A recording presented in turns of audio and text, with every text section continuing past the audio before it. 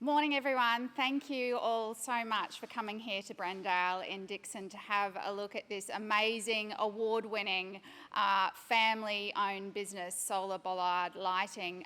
Thank you also to our leader Anthony Albanese for taking the time to be here today, our Shadow Industry Minister Ed Husic, to Senator Anthony Chisholm, and of course to Mike Arini. This is his business.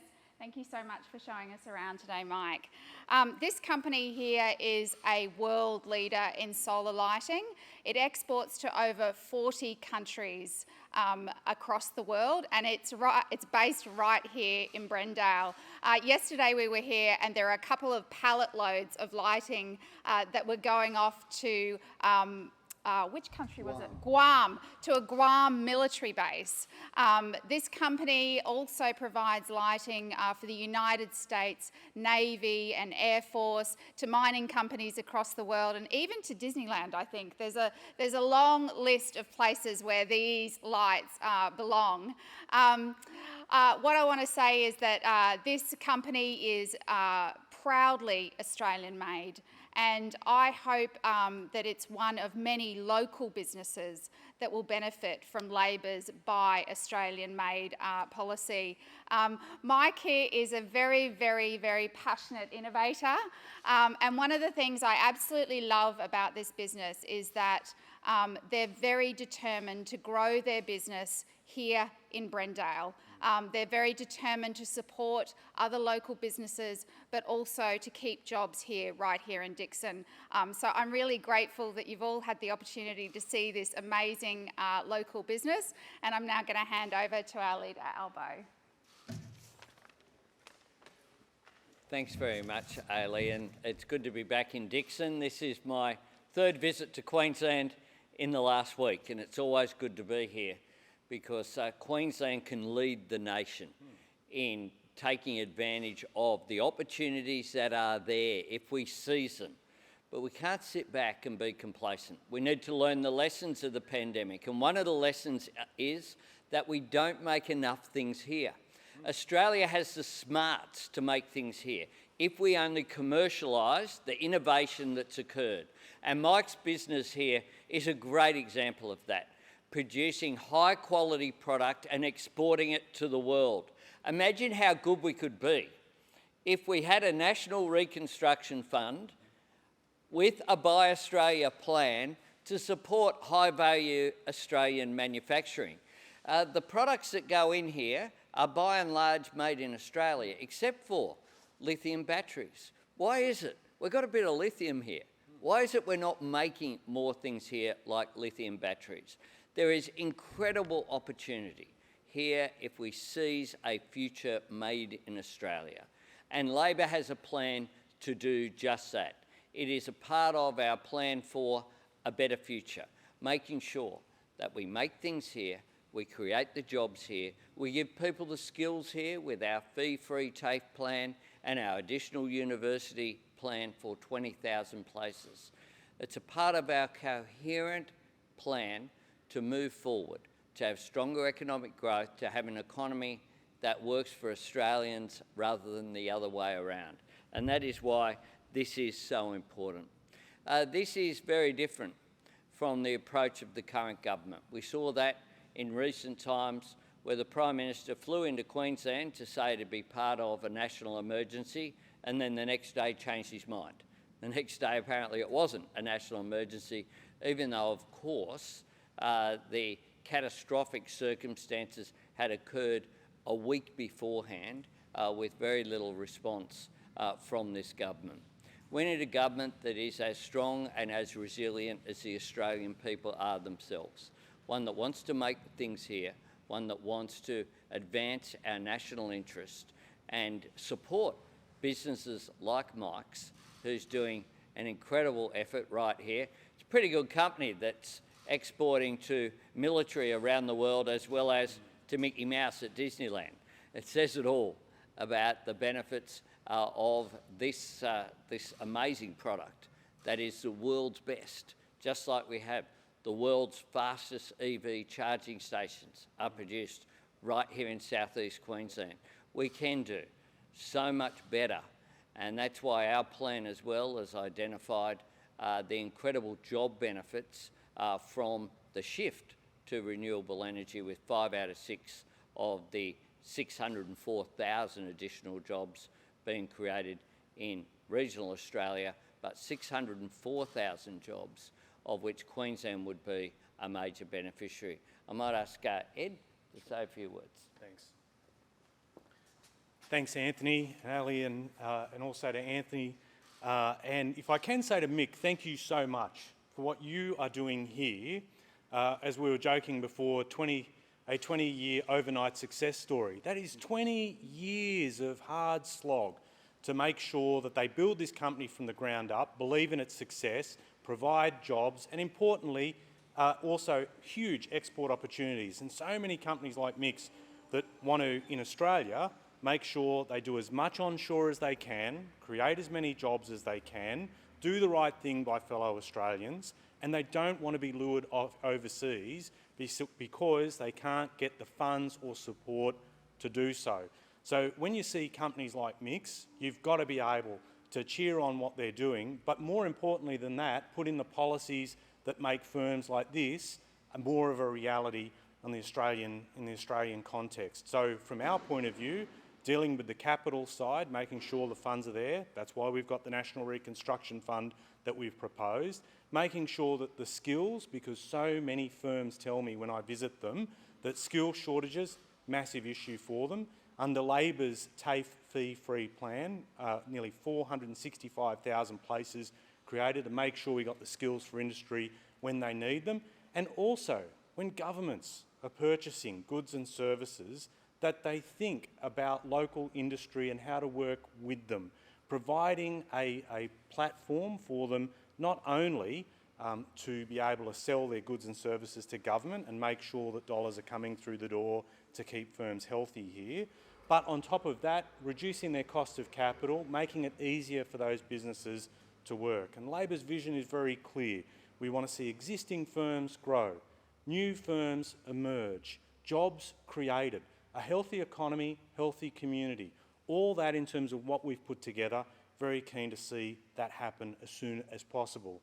But you contrast it to a tired, lazy government that has had all this time to get this moving. And what really gets me going is seeing them announce, for example, a $1.5 billion plan to boost manufacturing, which pretty much replicates what we had in the last Labor government that they tore once they came into office. They put it into place, and nearly 2 years after having that in, only have put out the door around 85 million, what we found in estimates recently. And now all of a sudden we're finding these big job announcements and these big announcements by the Morrison government that just happen to coincide with an election a few weeks away. So what I want people to realise, and just remember if they may, that this government pushes all these companies, gives them 4 weeks to apply for these funds, waits nearly half a year to announce it. And when this government thinks of jobs, it's not thinking about getting new jobs created as soon as possible, rebuilding the economy after a pandemic that put huge pressure on it. The only jobs that the Morrison government's thinking of is not new jobs in industry, but their own jobs. That's why you're seeing this sudden flurry of announcement. We think Australian industry, Australian workers, the economy, the community deserve better than a tired, lazy government only interested in itself, never there when they're needed, only there when they can help themselves. We can and must do better. I'd just like to thank Mr Albanese, Ali France and the ministers for being here today. I actually envy the guys. They're not perspiring like me. Okay, so not only what we do as an Australian-made manufacturer make a difference, but see, our product is about climate change. Okay, we need to reduce the temperature because I'm dying myself. Look at me. I'm sitting here perspiring, like seriously. Have a look, great front page image. So Australian manufacturing to me is very, very important. Australian made is very important. How many countries overseas that contact me and say, we want to buy your product because it's Australian made, we know it's quality. It's not and I won't use any expletives. Okay, so underpinning our economy with our primary industry, our manufacturing sector, has disappeared over so many years. Resources, mining, minerals, hey, they were there, they helped us through GFC, right? We've had that support there, but now we need to get back to basics. We need to build this manufacturing sector back up in Australia. We need to become self-sufficient. And that's what we're doing, and that's why I appreciate them being here today, supporting Australian-made and supporting us small SMEs. We're a boutique manufacturer. We're not massive, we're not a multinational. But we're the guys out there slogging it away every day, making a difference. Thank you for all being here today. Good on you. Thanks very much. There's your front page photo. Any questions? Labor has announced about $750 million in hyper-local funding for marginal seats. How is this different from the colour-coded spreadsheets you produce to the government? Well, for a start, that's nonsense. I had a look at the details in the Herald today. They've included major road projects in areas of growth in outer Melbourne. That's not hyper-local. That's about people getting around. On that basis, the funding that was provided by me in the Bruce Highway and the Gateway Motorway, in the Pacific Motorway here in Queensland, the Warrego Highway, were all somehow local announcements. The truth is that we won't be lectured by a government that has got out colour-coded spreadsheets, not for election commitments, for government programs. Government programs that only government members and candidates for the LNP are invited to apply for. That's why you had $65 million of commuter car parks in Josh Frydenberg's own electorate approved that have now been abandoned because some of the commuter car parks were in places where there isn't actually a train station. There isn't actually a train station. Billions and billions of dollars wasted. Now, I make no apologies for example, I noticed in one of the projects mentioned was one I announced in Townsville on Monday. It's in the electorate of Kennedy. The electorate of Kennedy. Now, we're pretty hopeful of winning every seat in Queensland, but I'll give you the big tip. Kennedy isn't at the top of the list of seats that will fall. That's where the $22 million project I announced for an industrial hub taking advantage of clean, renewable energy to create jobs, to stimulate private sector investment, which it will, in the hundreds of millions of dollars. And we had companies, including Townsville Enterprise, associated with Townsville Enterprise, there at that announcement, which we did in Townsville rather than out in Kennedy, because that was a request from the media to do something at a more convenient location. So some of this is just simply wrong. And a lot of it's just spin from Josh Frydenberg and from Simon Birmingham, who know that what they've got up to is shonky, who know that there are projects that have been funded not on the basis of merit, whether it be regional sports grants for North Sydney Pool, right next to Kirribilli House, or whether it be sporting team grants for women's sports, where there aren't women's sporting teams. So another project that was mentioned, Henson Park, I made on Saturday. That was a joint announcement with the AFL and the local council because Sydney Swans are going to have an AFL women's team next year. They need women's change rooms. That's what the funding is primarily for, that upgrade at a local ground in Henson Park, a good project to advance and support women's participation in team sport. So the idea that there's a parallel here is quite frankly absurd. And it just shows how desperate this government is, having pork-barreled for 9 years, no serious plan to provide appropriate support. They've been caught out time and time again by the National Audit Office. There's $500 grand for, lighting and irrigation at Ipswich, coffee, $4.8 million for dry and dry buffer areas in the seat of Flint. Some of these announcements, not particularly those, haven't had media releases attached to them. can't be accused of governing by press release if you don't have a press release attached to it. Flynn's held by the LNP by a considerable margin at this point in time. Every seat's a target seat. I want to represent all Australians, and make no apologies for the fact that I want to represent all Australians, and the Labor Party does. And part of what we have to do is to step into the void for things like women's sporting activity, because this government, even though it had a fund purpose-built for it, hasn't actually used those fundings appropriately. This is a government that rorted community safety grants. Community safety grants. What sort of government? And that's why Ailey France should be the member for Dixon. Not the bloke who on community safety grants sat down and said, let's put a political flavour over this, even over things like lighting to protect communities which are vulnerable in areas that have been identified by authorities as being vulnerable. So can we expect, I guess, hyperlocal funding announcements in Broome or in Maranoa or in Wright? Well, it depends on, look, the truth is that there's been a range of funding in places like Linda Burney last week was in Orange making announcements, in the electorate of Clare. That's where she was. I just gave you an example about, on Monday, a $22 million announcement I made, which is in the electorate of Kennedy. There are reports in the Australian today about the treatment of Kimberley Kitchen by some female colleagues, calling it a mean girls culture. Are those claims true? I find it astonishing that in 2022, I get a question using the term mean girls. I find that extraordinarily disrespectful to describe strong, articulate, principled women like Penny Wong, Katie Gallagher and Christina Keneally. I find it astonishing and a throwback, decades.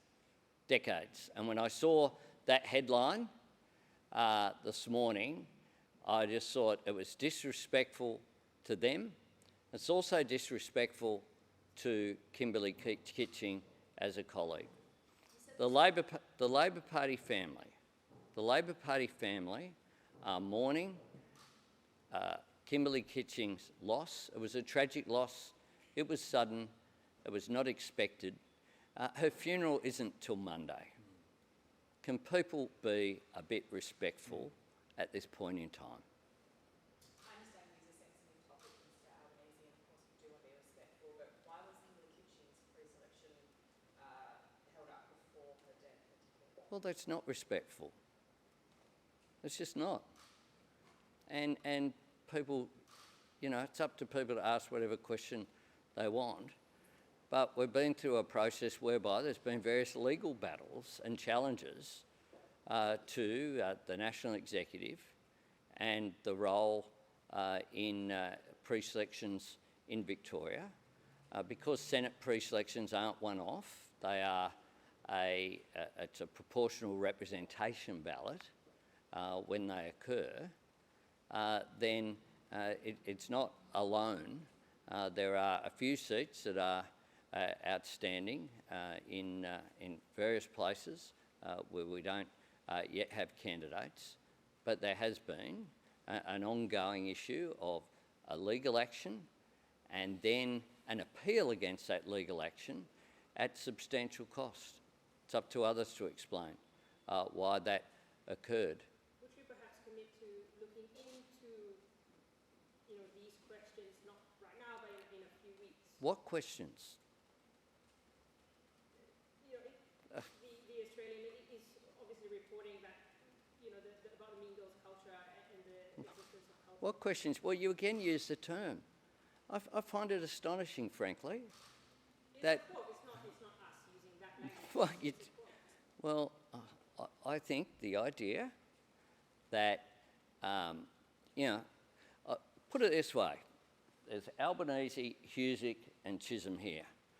We have never been described as mean boys. In 2017... Simple as that. We have never been described as mean boys, and people should think about that. In 2017, you said you would never allow a colleague to be isolated and do nothing about it. Was Senator Kitching fair? Seriously, have a bit of respect. The funeral is on Monday, and I'm not going to comment on anything other than that Kimberley Kitching is someone who I had respect for, someone who no one else, the one decision I have that doesn't go to caucus is the appointment of Assistant Shadow Ministers. I appointed Kimberley Kitching as an Assistant Shadow Minister. She remained there. I read, for example, for one comment, that somehow it was a demotion in terms of her allocation.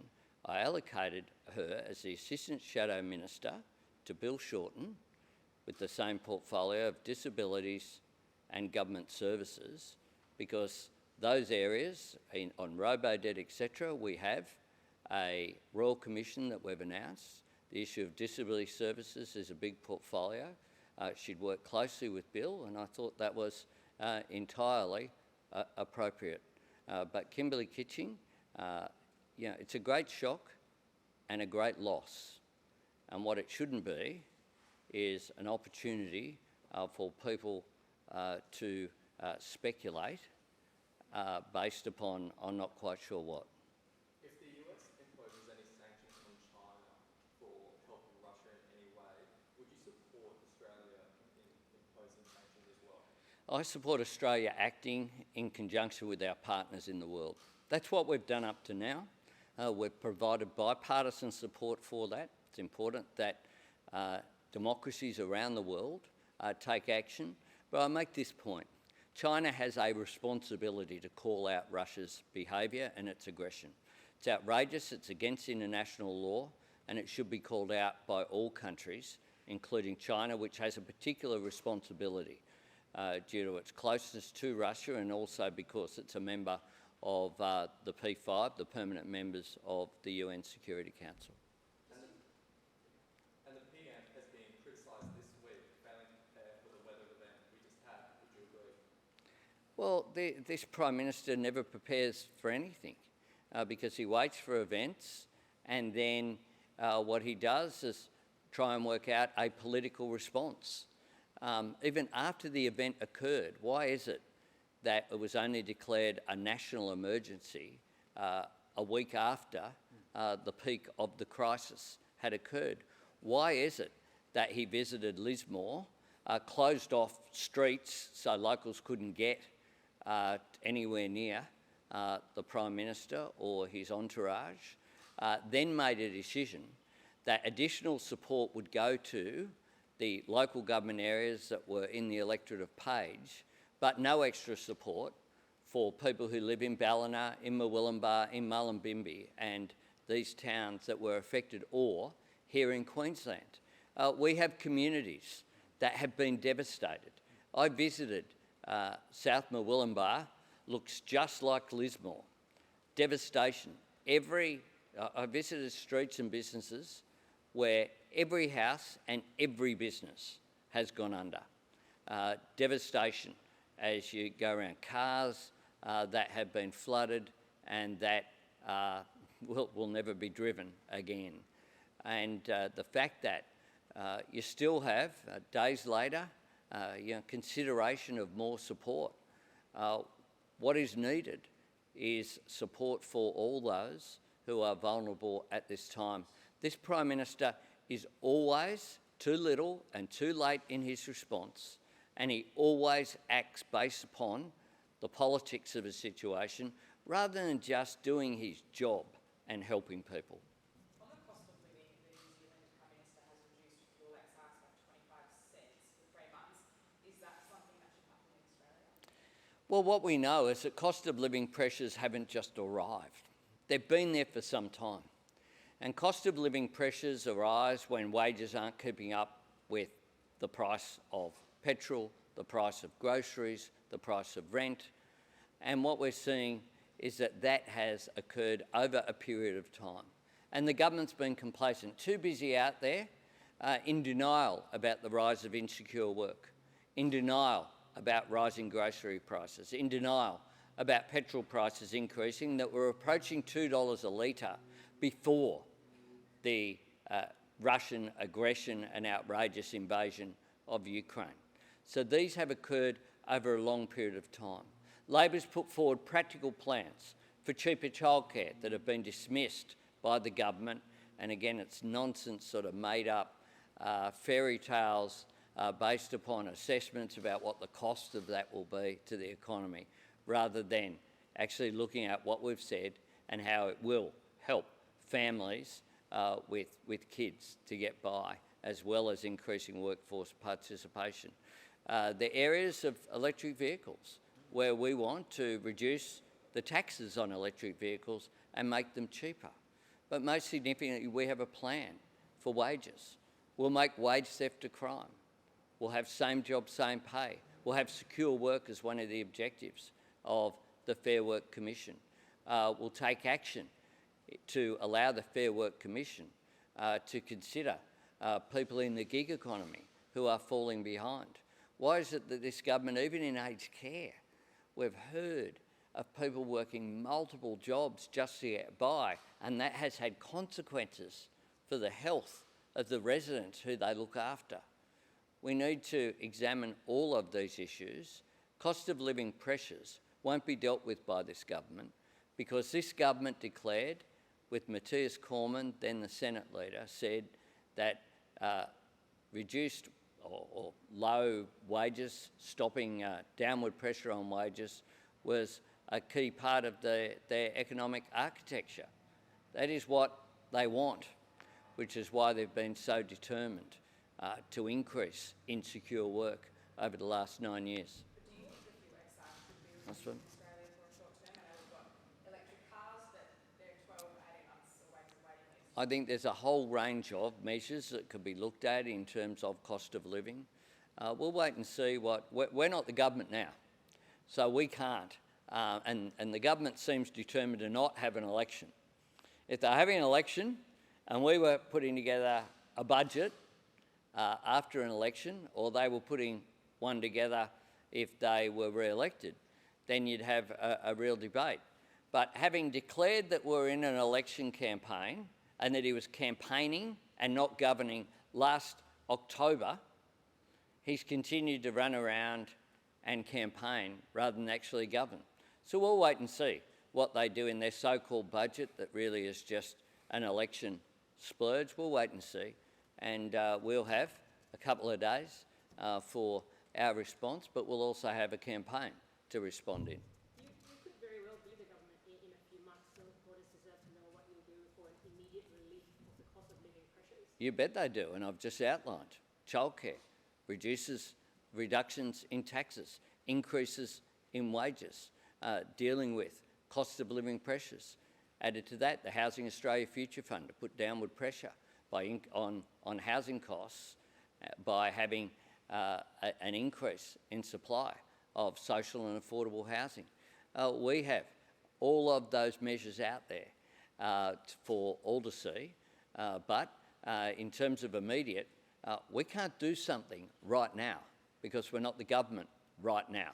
What we would do is put forward, and before the election there'll be a range of other commitments and promises that we'll make out there, but the government will hand down its budget, so-called, on March 29, and we'll wait and see how they respond to these issues. We know that they've got $16 billion, $16 billion in decisions taken but not announced.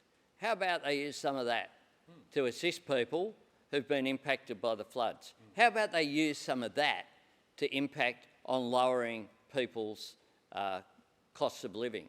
But you won't see that.